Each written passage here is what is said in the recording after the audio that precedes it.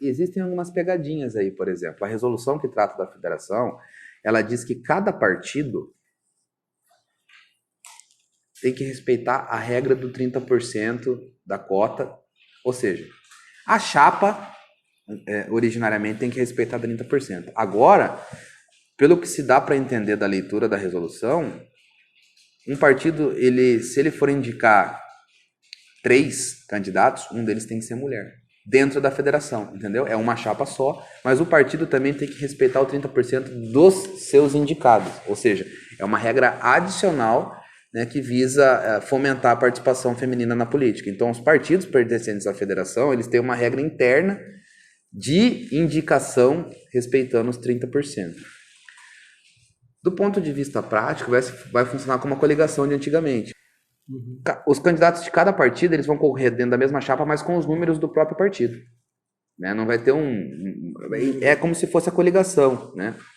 E aí surgem algumas discussões bem interessantes, Renan, que o futuro nos reserva, como por exemplo, os partidos não podem deixar a federação, senão sofrem várias sanções, como perda do fundo, entendeu? A impossibilidade de celebrar federações por 2 eleições, salvo engano.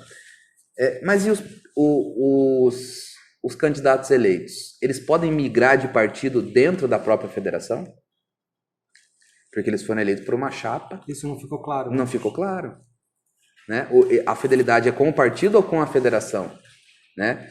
Por isso que a gente diz, né? Eu sou um crítico da federação porque eu acho que ela é um Frankenstein, porque ela, ao mesmo tempo que ela parece uma coligação, ela não é coligação, porque tem que ficar pelo prazo de 4 anos, mas os partidos mantêm a sua autonomia de direção, de recursos. A prestação de contas vai ser feita, a análise da prestação de contas da federação vai ser mediante a análise de prestação de contas de cada partido.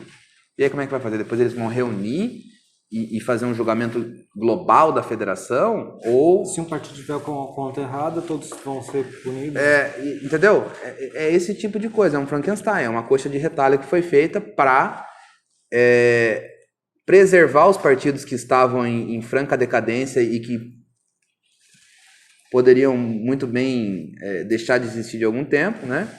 E acaba, por conta disso, causando todo esse tipo de transtorno, todo esse tipo de problemática que a Justiça Eleitoral e os advogados e candidatos e partidos e Ministério Público vão acabar enfrentando, né, no pós-eleição. Né? O senhor acha, então, que a eleição de 2022 é um laboratório aí?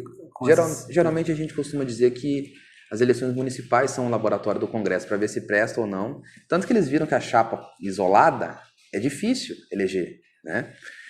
E aí o que acontece? Eles tentaram voltar às coligações. A Câmara tentou voltar às coligações. Só que o Senado, como é majoritário, não precisa da...